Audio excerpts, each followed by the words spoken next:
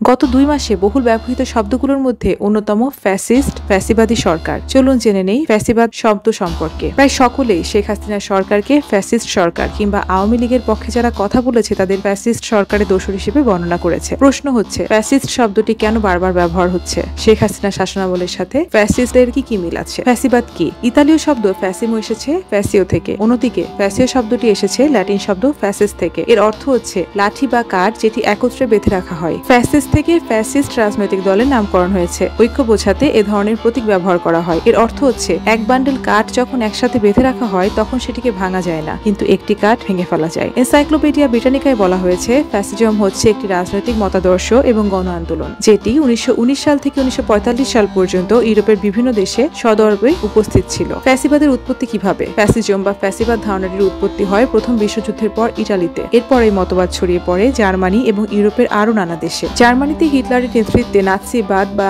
নাৎসিজমের উত্থান হয়। এটি ছিল ফ্যাসিজমের একটি রূপ। ফ্যাসিবাদ উত্থানের মধ্য দিয়ে ইউরোপে হিটলার ও মুসলিনের মতো বিতর্কিত নেতার উদ্ভব হয়। ফ্যাসিবাদ আন্দোলনের মধ্য দিয়ে উগ্র ডানপন্থী জাতীয়তাবাদের আবির্ভাব ঘটে ইউরোপে। ফ্যাসিস্টদের বৈশিষ্ট্য। মার্কিন রাষ্ট্রবিজ্ঞানী লরেন্স ব্রিটের মতে ফ্যাসিবাদের 14টি বৈশিষ্ট্য রয়েছে। এর মধ্যে কিছু বৈশিষ্ট্য তুলে ধরছি। জাতীয়তাবাদের ক্রমাগত প্রচার। ফ্যাসিস্ট শাসনামলে দেখা যায় দেশাত্মবোধক এবং জাতীয়তাবাদী গান, স্লোগান কিংবা প্রতীক ক্রমাগত ব্যবহার করা হয়। এর মাধ্যমে তারা মানুষকে দেখাতে চায় যে দেশকে তারা কতটা ভালোবাসে। মানবাধিকার হরণ। রাষ্ট্রের নিরাপত্তার দোহাই দিয়ে ফ্যাসিস্টরা মানবাধিকারকে অবজ্ঞা করে। তারা মনে করে প্রয়োজনের স্বার্থে মানবাধিকারকে উপেক্ষা করা যায়। সেনাবাহিনীকে সুবিধা দেওয়া। দেশের ভেতরে নানা সংকট থাকলেও ফ্যাসিস্টরা সেনাবাহিনীকে নানা সুযোগ সুবিধা দেয়। গণমাধ্যমের নিয়ন্ত্রণ। অনেক সময় তারা গণমাধ্যমকে প্রত্যক্ষ এবং পরোক্ষভাবে নিয়ন্ত্রণ করে। এক্ষেত্রে সরাসরি চাপ প্রয়োগ করা হয় এবং বিভিন্ন আইন কানুনের মাধ্যমে গণমাধ্যমের উপর নিয়ন্ত্রণ চাপানো হয়। কর্পোরেট স্বার্থ। ফ্যাসিস্টদের শাসনামলে দেখা যায় সরকারের সাথে কিছু ব্যবসায়ী ও শিল্পপতিদের বিশেষ সম্পর্ক তৈরি হয়। তারা একে অপরের স্বার্থ বিবেচনা করে। অনেক ব্যবসায়ীদের সরকার, নেতা বা মন্ত্রীর ক্ষমতায় বসায় যারা তাদের স্বার্থ দেখবে। প্রতারণার নির্বাচন। যারা ফ্যাসিস্ট মতাদর্শে বিশ্বাস করে তারা প্রকৃত গণতান্ত্রিক নির্বাচনকে গ্রাহ্য করে না। ক্ষমতায় টিকে থাকার জন্য তারা এমন নির্বাচনের আয়োজন করে যেখানে জনগণ তাদের ভোটাধিকার প্রয়োগ করতে পারে না। কর্তৃত্বময় শাসন ক্ষমতায় ফ্যাসিবাদের মূল মন্ত্র।